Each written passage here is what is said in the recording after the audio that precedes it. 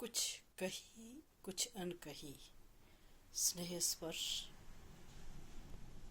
इस पेज पर मैं अपने जीवन के कुछ खट्टे मीठे अनुभव आपको सुनाने का प्रयास करूंगी। पहले मेरा परिचय। कुछ मेरे परिचित मुझे साहित्यकार के रूप में जानते हैं, कुछ हिंदी प्रवक्ता हिमाचल आदर्श संस्कृत महाविद्यालय जांगला के नाम से जानते हैं और कुछ एनएसएस कार्यक्रम अधिकारी के रूप में। यहाँ तक पहुँचने का, ये पहचान बनाने का सफ़र यकायक पूरा नहीं हुआ। अपने बचपन की जुड़ी कुछ घटनाएं, किस तरह से जीवन क्रम आगे बढ़ा, इसको आपके साथ साझा करने से पूर्व बताना चाहूँगी कि मेरा जन्म हिमाचल के ज़िला शिमला की चौपाल तहसील के ग्राम पंचायत पौड़िया के गांव गस्टाड़ी में हुआ।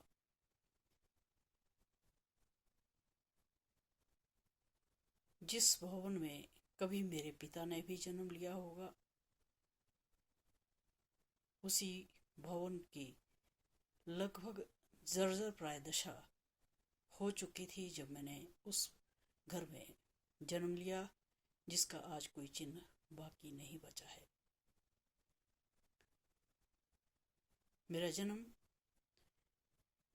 पंडित निहारू राम शर्मा जी के घर में हुआ। मेरे पिता का नाम चेतराम भारद्वाज, जो कि बाद में CRV ललित के नाम से विख्यात हुए और एक ऐसे छोटे से गांव से निकल करके प्रादेशिक सेवाओं के उच्च स्तर तक पहुंचे और एक IAS रिटायर्ड ऑफिसर के रूप में आज भी विद्यमान हैं। मेरी माता गृहिणी के रूप में उनका साथ निभाती रही, श्रीमती इंदिरा भारद्वाज। उनकी प्रथम संतान के रूप में मेरा जन्म हुआ। हम 5 भाई बहन थे, जिनमें से एक अनायास दिवंगत हो गए।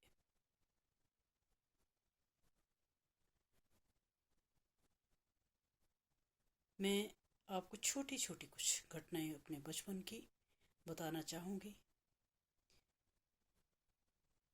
बचपन गांव में ही गुजारा। एक जो पहली याद मुझे आती है वो घर की नहीं, कोई हल्की सी फ्रेश याद आई है।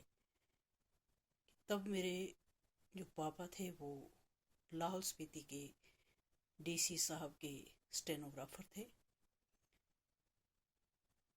छुट्टियों से पूर्व, सर्दियों से पूर्व हमें अपने साथ लेकर के गए।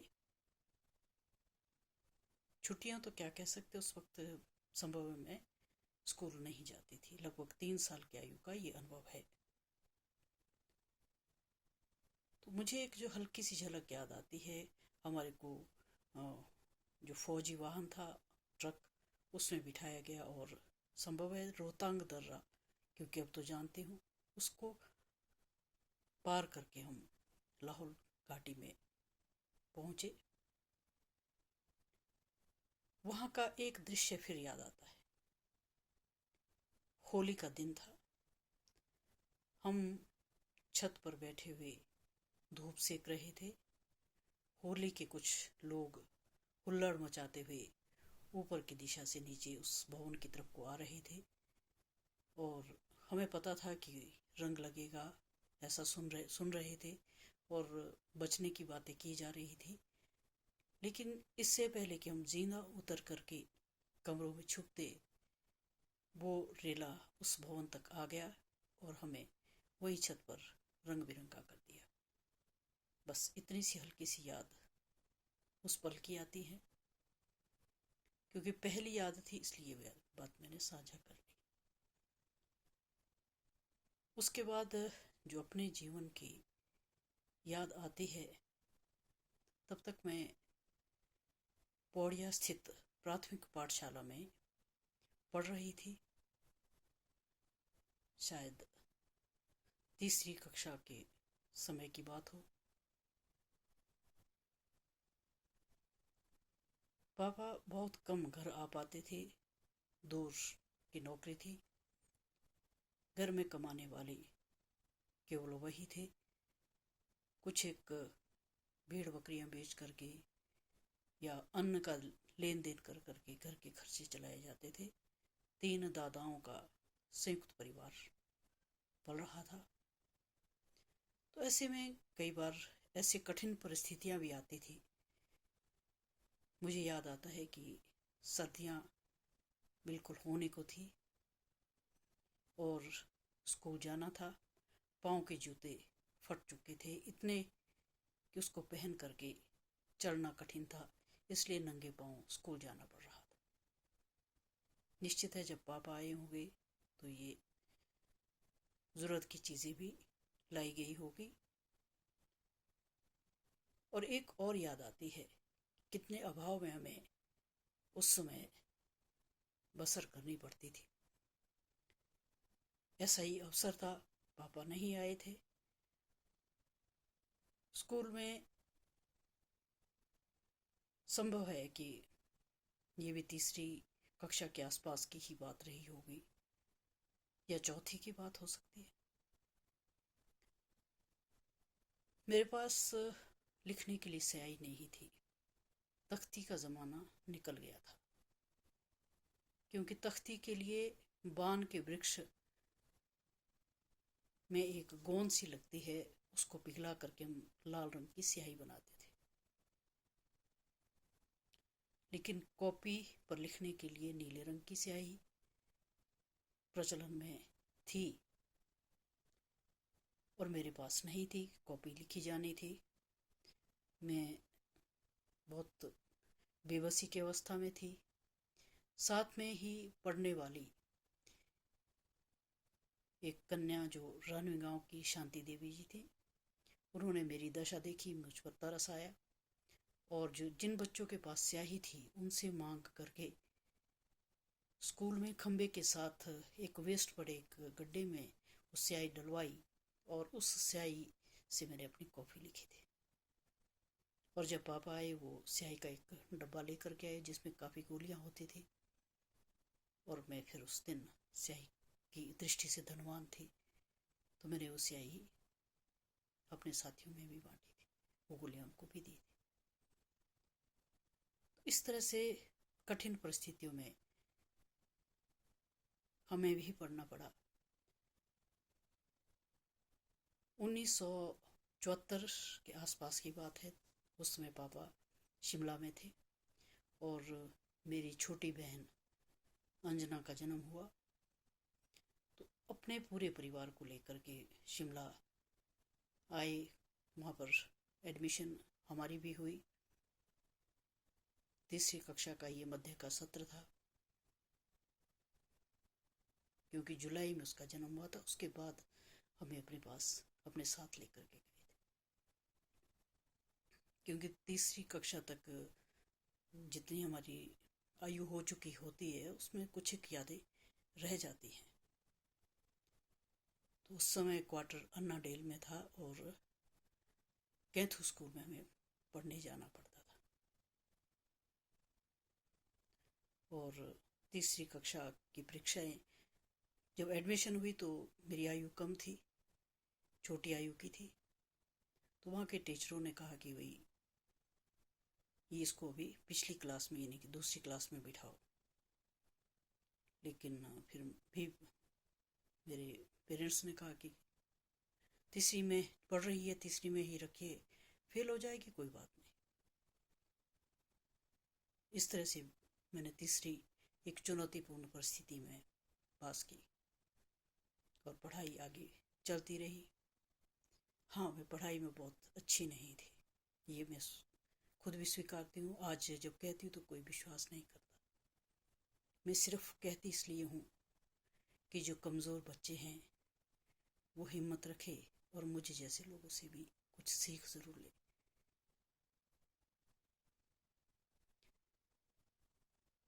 क्योंकि ज़िंदगी में ना जाने कब यू टर्न मिले, कब जा कर के आपको समझ आ जाए कि ये महत्वपूर्ण चीज़ है। तीसरी की परीक्षाएं देने के बाद, पास करने के बाद फिर परिवर्तन हुआ, फिर वापस गांव गए। चौथी वहीं से पास की। पांचवी के पेपर देने के लिए काफ़ी दूर रुसलाह जगह पर जाना पड़ा, अपने किसी परिचित के घर रुकना पड़ा और इस तरह से पांचवी पास की। छठी में मेरी एडमिशन, मेरा प्रवेश जो है हाई स्कूल थ्रोच में हुआ।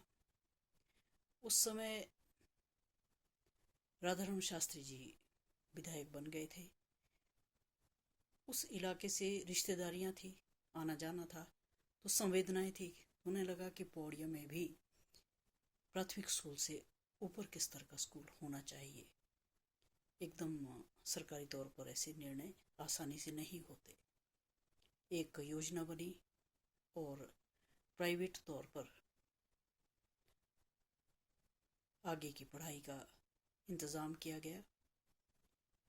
और फिर समस्या आई कि छात्र कौन होंगे, कहाँ से होंगे। जिन बच्चों ने पांचवी पास कर रखी थी, जिन्होंने पांचवी पास करके छोड़ दिया था, उन बच्चों से फिर जो है संपर्क किया गया और मुझे तुरंत से वापस बुलाया गया और मैं महाशिव जनता मिडिल स्कूल की छठी कक्षा की छात्रा बनी। और सातवीं कक्षा में रानवी की ही एक और कन्या, जो लगभग मेरे से 3-4 साल बड़ी भी रही होगी, छठी पास करके घर बैठी थी। सातवीं के लिए फिर उनको भी हमारे साथ जोड़ दिया गया और इस तरह से हम मिडिल स्कूल की कक्षाओं में 2 छात्राएं हो गई, कुछ एक छात्र और भी थे। और इस तरह से हमारे लिए कुछ व्यवस्थाएं की गई। जो प्राइमरी स्कूल के टीचर थे, छठी में उन्होंने ही हमें संस्कृत का अक्षर ज्ञान दिया। आदरणीय केयर सिंह जी को मैं याद करती हूँ, मेरे गुरु आज भी विद्यमान है। और हेड और एक पीटीआई जी थे लछोग नामक गांव के, उनको कहीं से स्थानांतरित करके पौड़िया लाया गया और उसी क्षेत्र की, तरोज के क्षेत्र की एक टीजीटी जो बीएड कर चुकी थी मैडम सावित्री जी को और राधारमण शास्त्री जी के भाई गीता निधि शास्त्री जी को अवैतनिक तौर पर उस कॉलेज में, उस स्कूल में नियुक्त कर दिया गया। यहाँ तक कि अपना राशन पानी भी घर से लाना पड़ता। तो इस तरह से हमारा वो महाशिव जनता मिडिल स्कूल 3 अध्यापकों के साथ चला। और जब हम 8वीं कक्षा में पहुंच गए थे, लगभग सितंबर या अक्टूबर के आसपास, उसका अधिग्रहण सरकार के द्वारा किया गया और इस तरह से मिडिल स्कूल पौड़िया से पहला बैच हम छात्रों का निकला। और एक बात और बड़ी हैरान करने वाली भी थी कि जब 8वीं की परीक्षाएं दी जानी थी तो हमें निर्वा जाना था और बार बार मेरे जो पापा थे उनके मन में यही बात थी कि बहुत छोटी है, इस पर पढ़ाई का बहुत दबाव इस इतनी कम आयु में है, तो क्यों ना इसको 8वीं की परीक्षाएं ना दिलाई जाए। लेकिन संयोग था कि मेरे 2 चाचा भगत राम जी और निकाराम जी, वो भी मेरे सहपाठी थे। मेरी माँ ने कहा कि इस साल इसके साथ जाने के लिए हैं, वो ही इसका सामान लेकर के इसको देखभाल से निर्वा तक ले जा सकेंगे और इसे 8वीं की परीक्षाएं देने दो। फेल हो गए कोई बात नहीं, लेकिन मेरे पास अगली बार इस कौन इसके साथ जाएगा, ये चिंता उनको बहुत गहरी थी। वहाँ मेरी मासी जी के ससुर यूको बैंक में पीएन के रूप में कार्यरत थे। वहाँ मेरा ठहरने का इंतज़ाम आसान था। तो इस तरह से मैंने 8वीं की परीक्षाएं दी। और हैरानी की बात है कि मेरे वो दोनों चाचा जी और मेरी वो प्रिय सखी तारा जी, वो सब इस परीक्षा परिणाम में असफल रह गए और संयोगवश बहुत कम अंकों से ही सही मैंने ये परीक्षा पास कर ली। उसके बाद मैं खुद भी थोड़ी जागरूक होने लगी कि ये हो क्या रहा है, कि जो बड़ी गंभीरता से परीक्षा दे रहे थे वो लोग फिर रह गए, और मैं जिसको घर से भी जक दिया गया था कि कोई ज़रूरी नहीं, और मैं पास हो गई। उसके बाद मैंने थोड़ा पढ़ाई को गंभीरता से लेना शुरू किया। और एक घटना इसमें और मददगार रही, उसका वर्ष याद नहीं कब की बात है। मैं अपने मम्मी के साथ खेत में कुछ काम कर रही थी, और ऊपर से सूर्य देवता का प्रकोप काफ़ी था। थक रहे थे, पसीने पसीने थे। मम्मी ने, जो कि स्वयं निरक्षर थी लेकिन शिक्षा के महत्व को जानती थी, उन्होंने मुझे कहा, क्या यही करोगी या पढ़ने का भी ध्यान दोगी? मतलब क्या इरादा है, क्योंकि गांव में लड़कियों को खेती बाड़ी और दूसरे काम पर ही अधिक ध्यान दिलाया जाता है, और शिक्षा उस समय 5वीं पास कर ली ये बहुत बड़ी बात थी, 8वीं पास कर ली बहुत बड़ी बात थी। उस वक्त तो मिडिल क्लास में पढ़ती होगी, इतना निश्चित है। तो उन्होंने कहा, नहीं, पढ़ाई करूँगी। क्यों? जब लोहा गर्म हो तो चोट तभी गहरी महसूस होती है। और मम्मी ने शायद ऐसा ही कोई मौका देख कर के बात की थी, इसलिए मैं थोड़ा गंभीर हो गई पढ़ाई के मामले में। मिडिल स्कूल तक हाँ, तो हमने स्कूल को खींच लिया था। 9वीं में फिर मुझे जो है थरोच हाई स्कूल में एडमिशन लेने जाना पड़ा। इसका भी एक कारण था कि हमारे जो मामा का एक परिवार था, मेरे मम्मी के चाचा, वो थरोच के काफ़ी नज़दीक रहते थे, 3-4 किलोमीटर के बीच में।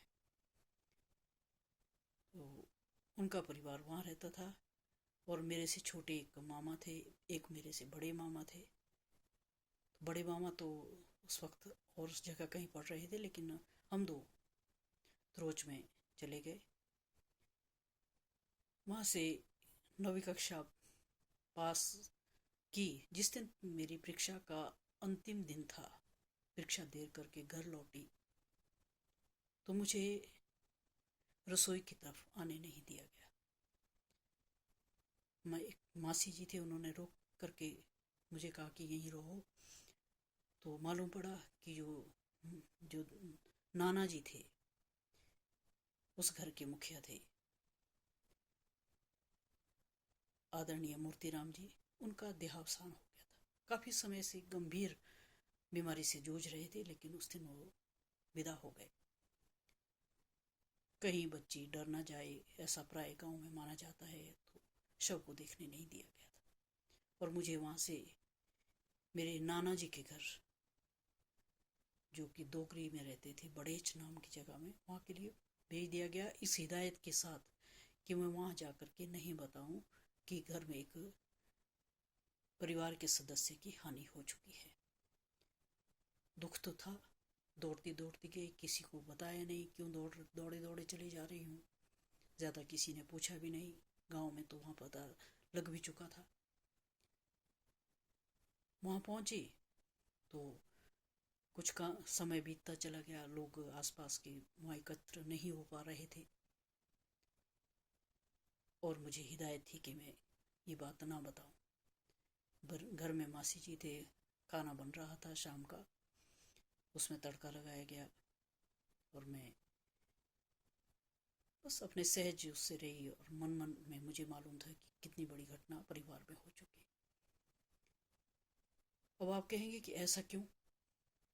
क्योंकि उस समय मेरे जो नानी जी थे, वो कैंसर से लड़ाई लड़ रहे थे और बहुत क्षीण हो चुके थे।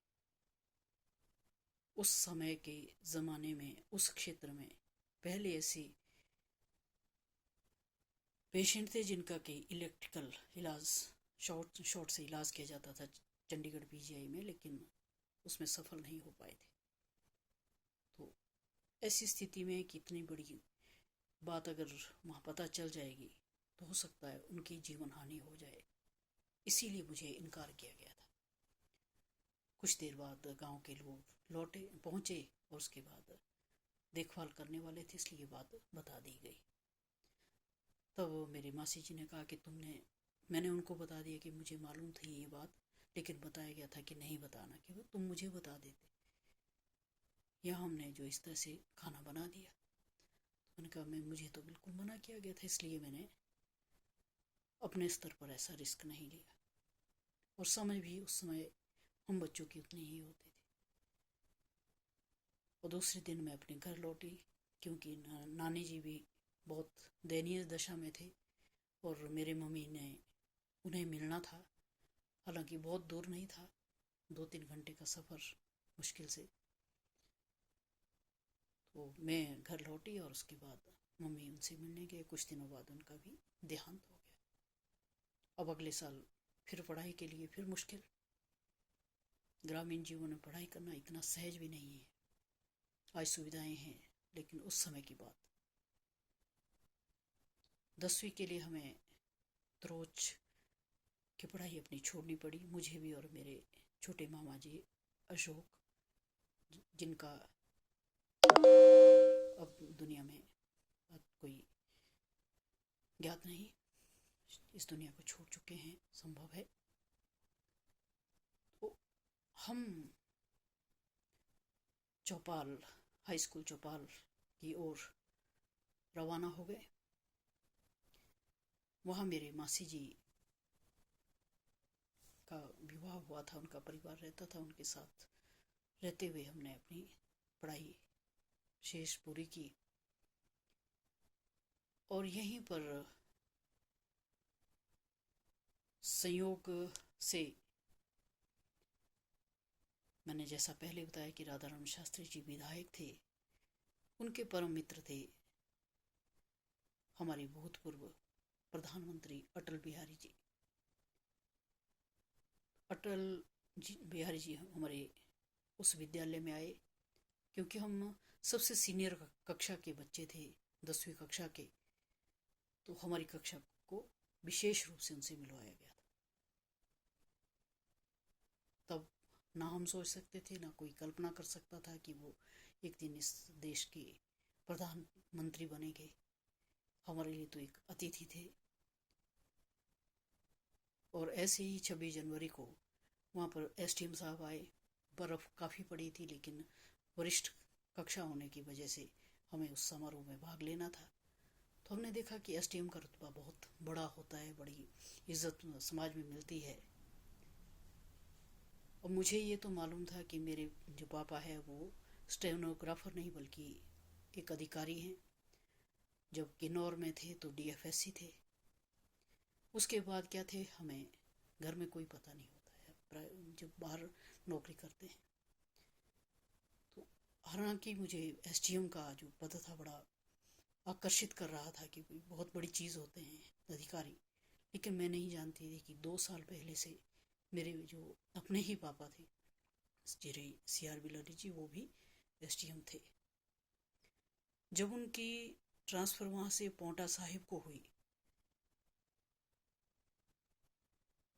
इन एसडीएम साहब से भेंट करने के बाद जाकर के कभी मुझे ये मालूम पड़ा कि मेरे पापा भी एसडीएम है और मुझे पोंटा जाना है अपनी परीक्षाएं देने के बाद, क्योंकि आधे में नहीं जा सकते थे। तो इस तरह से बाकी परिवार पहले जा चुका था और मैं मार्च की परीक्षाएं देने के बाद 1982 में पोंटा चली गई। इसके बाद जीवन ने एक नया रुख लिया, नई दिशा ली। पहली बार हम रूबरू हुए कि अखबार क्या होते हैं, लाइब्रेरी क्या होती है। 10वीं के बाद परीक्षाएं हुई थी, उस समय था तो नगर पालिका की वहाँ पर लाइब्रेरी थी, वहाँ से किताबें लाते, उनको पढ़ते, अखबार घर पर आता, उसमें देखते कविताएं छपती हैं, कहानियाँ छपती हैं, उसका आनंद लेते। ऐसा करते करते मेरे मन में भी एक इच्छा जागी कि मैं भी कुछ लिखूं। हम 3 साल वहाँ पोंटा साहिब में रहे। इसी बीच में मैंने लिखने का थोड़ा प्रयास करना शुरू किया। और मेरे पापा स्वयं कवि थे। उनकी पहाड़ी में एक पुस्तक निकली थी, जुआने और यासु। उसकी कुछ पंक्तियाँ बड़ी सरस लगती थी, बड़ा आनंद आता था। गोबर और गिलेगा से सारे विंडे घास और थागु देने शाशु है, थागु देने शाशु है। एक खेच टीरो का से दूजो नाड़ो दो, हांडे हांडे थोके जाओ, तोड़ू है गाशु है, तोड़ू है गाशु है। इसको कई बार पढ़ती थी, पर मैं नहीं जानती थी कि कविता होती है या गीत होता है। लेकिन अंदर से एक जो स्वयं प्रभा समुज्ज्वला, एक भाव, अपने आप लिखने का जो चाव था वो पनप रहा था। कुछ लिखती। वीर प्रताप उस वक्त जाना माना एक अखबार था, उसके लिए भेजती, कुछ भी नहीं छपता। बड़ी हताश भी हो जाती कि भाई ये क्या हो रहा है, मुझे लिखना नहीं आता, ये छपते नहीं। ऐसे करते करते एक व्यंग्य मैंने कुछ लिखा था, व्यंग्यात्मक कोई रचना थी, उसको मैंने वीर प्रताप में भेजा और छप गई। और उस दिन मुझे मालूम पड़ा कि अगर हम इतना लिखते हैं, 4-5 पन्ने लिखते हैं, तो अखबार के 2 कॉलम बड़ी मुश्किल से बनते हैं। कॉलम, पेज नहीं। तब मुझे लगा कि मैं जो लिखती थी ना तो लघु कथा थी, ना वो कहानी थी। यानी कि मैंने जो लिखना आरंभ किया वो गद्यात्मक शैली से किया। जो कहानियाँ मैं लिख रही थी उसमें मैंने थोड़ा सा परिवर्तन लाना शुरू किया, थोड़ा सा उसको और बढ़ा करके और गंभीरता से उसमें लिखना आरंभ किया। तो इस तरह से मेरी वीर प्रताप में कहानियाँ छपना आरंभ होने लगी और मेरा उत्साह बढ़ता गया और मैं धीरे धीरे इस मार्ग पर आगे बढ़ी। और कुछ जो विशेष कार्यक्रम होते, घटनाएं होती, उनकी रिपोर्ट लिखना, उसमें भी मेरे मज़ा आने लगा। क्योंकि उस वक्त फ्रीलांसर के तौर पर हम काम करते थे। किसी अखबार में बंधे रहना या किसी विशेष अखबार के लिए लिखना, उस वक्त हमें ये नहीं मालूम था, इस तरफ प्रयास नहीं किया। क्योंकि जो हायर सेकेंडरी कक्षा पास करने के बाद वहाँ पर पोंटा में एक कॉलेज था गर्ल्स के लिए, गुरु गोविंद सिंह कन्या महाविद्यालय, वहाँ पर फर्स्ट ईयर जिसको कह सकते हैं, क्योंकि प्रेप के स्थान पर तो मैं हायर सेकेंडरी कर चुकी थी। वहाँ पर एडमिशन ली केवल लड़कियों के लिए वो कॉलेज चला, लेकिन बाद में आर्थिक अभावों से जूझता हुआ वो बंद कर दिया गया। और एक हैरानी की बात थी कि मैं हिंदी साहित्य लिखती ज़रूर थी, लेकिन मैं हिंदी विषय में ज़्यादा रुचि नहीं रखती थी। और उसके पीछे एक कारण थोड़ा सा ये भी था कि जो हमारी मैडम थी वो एक मनोवैज्ञानिक दबाव डाल देते थे कि तुम नहीं पढ़ सकते, तुम नहीं कर सकते। तो मन नहीं करता था कि हिंदी रुचिकर नहीं लगता था, पढ़ने लिखने में मज़ा आता था। मैं पॉलिटिकल साइंस पढ़ना चाहती थी, लेकिन हर साल पॉलिटिकल साइंस का वहाँ टीचर नहीं मिलता था, क्योंकि जो पॉलिटिकल साइंस की मैडम थी वो वहाँ की प्रिंसिपल बन गई थी। जब तक कहीं से खोजा जाता अध्यापक, तब तक हम एक रॉ में बन जाते थे। और मैं कहा चलो हिंदी ही पढ़ते हैं। मन में एक चुनौती सी बन गई कि मैडम हमेशा ये कहते कि हिंदी नहीं कर सकते, हिंदी नहीं पढ़ सकते। कभी चोट सकारात्मक ऊर्जा भी देती है। और जब मैंने बाद में एमए हिंदी में की और पुस्तक मेरी कहानी की टुकड़े टुकड़े कहानी जब आ चुकी थी, उसके बाद कभी अचानक पोंटा जाना हुआ। तो मैंने, हालांकि कॉलेज बंद हो चुका था, मैडम घर में थी, उनका क्वार्टर थोड़ा अंदाज़ा था, थोड़ा पता करके किया। मैं उनके घर गई, विशेष रूप से अपना कहानी का संग्रह लेकर के, और फिर मैडम को भेंट किया कि आप कहते थे कि हम तो हिंदी कुछ कर ही नहीं सकते। तो मैंने उन्हें बताया कि मैंने हिंदी में एमए की है और ये कहानी की पुस्तक मेरी, और बहुत खुश हुई। चरणजीत कौर उनका नाम था।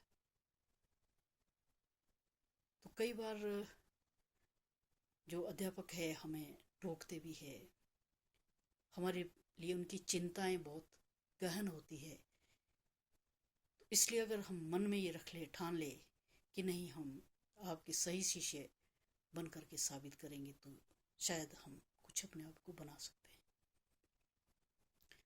पोंटा में मैंने बीए सेकेंड ईयर तक की पढ़ाई की। उसके बाद मेरे जो पिताजी थे वो हिमाचल शिक्षा बोर्ड धर्मशाला में सचिव के पद पर नियुक्त हो गए और हमारा सारा परिवार धर्मशाला चला गया। वहाँ बीए में प्रवेश लेने में थोड़ी कठिनाई ज़रूर आई, लेकिन वहाँ का जो 3 साल का मेरा प्रवास था वो सचमुच में मेरे लिए अमूल्य रहा। इस कहानी को, इस बात को फिर कभी बताएंगे।